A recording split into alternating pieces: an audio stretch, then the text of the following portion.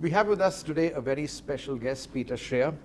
He's one of the most influential car designers, having penned iconic cars like the Audi TT, and of late, he's the head of Kia and Hyundai's global design and responsible for transforming these brands by way of design. Peter, thanks very much for joining us and welcome to India.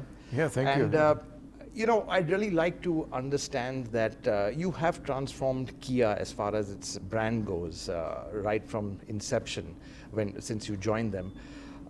From your point of view, how important is design in building a brand? I think design is one of the important brand shaping tools in a way, if you want to say so. When I first started, Kia was, the cars were very neutral. You didn't really recognize them on the street.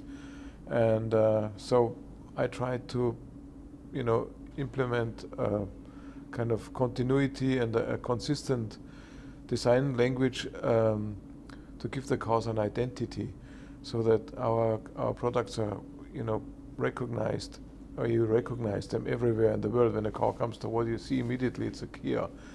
And I think it's very important that the cars and the brand have an identity. So the Tiger Nose is something which you think has really stood out in by way of giving Kia its brand identity. Yeah, I think, we started doing it. The first car that had it was the Key concept car. Was the first car that introduced the Tiger Nose grille.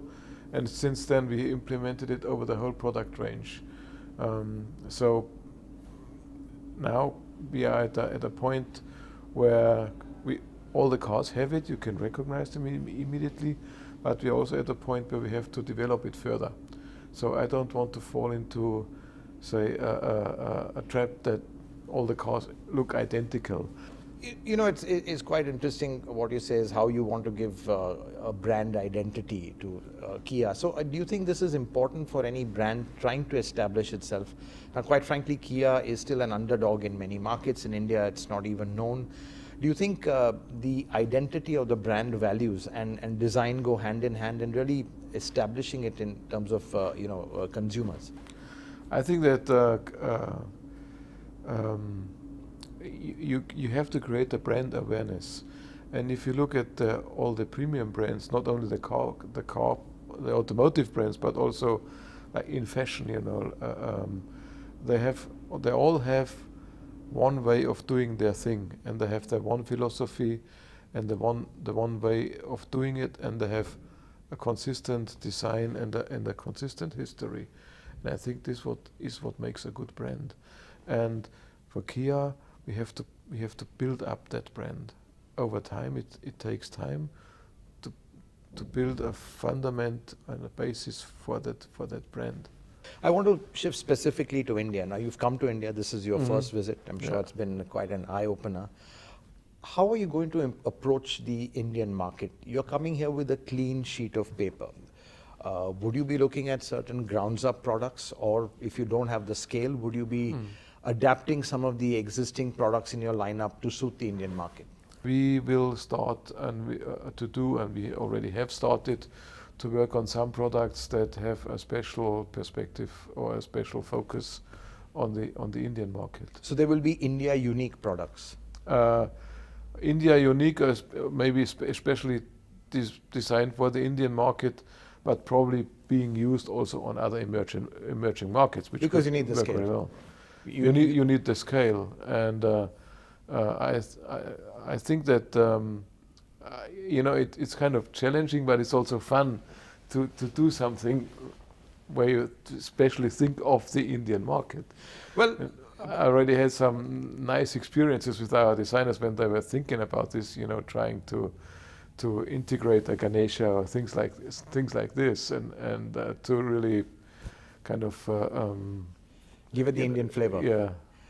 Well, I want to ask you something specific, because one thing that's very unique to the Indian market and a segment you can't ignore are cars below sub 4 meters, which is a nightmare for designers because you have to package things within sub 4 meters. You've obviously considered that, and I think Kia would have considered that. Do you think this is one of those challenges for you? I mean, would you look forward to maybe designing I'm not saying you are, but let's something like a compact SUV where you have to keep it within a 4-meter footprint? Yeah, I think this is a challenge. I wouldn't say it's a nightmare. Things like this are always challenging. If you have certain boundaries to hold, it makes things also interesting. It makes the job interesting too. Again, just looking at the Indian market, obviously there will be some bespoke products for emerging markets. Can one assume that SUVs are really in flavor, and logically that would be something to look at, because it's not a very competitive segment in India as yet. You're not going head on with market leader Maruti, which is a tough thing to do. And maybe from a design point of view, you have a lot of freedom in that. So are SUVs something that you'd be excited about for the Indian market? I think this is probably one important segment. Right. Especially the smaller SUV segments, I guess. This is also fun to do those cars. We've recently introduced the Stonic in Europe and in Korea too.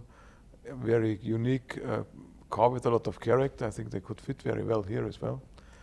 And also we can also sometimes think of a balance between some cars that are more practical and some that are more on the sporty side, because I'm sure there's people here as well that probably, there's a variety of customers with different demands, and I think we should be able to cater to all of them. And then the SUV segment is also, I think, very important, because first of all, an SUV gives you the high sitting position, so you have kind of more control. It's a command position. Right.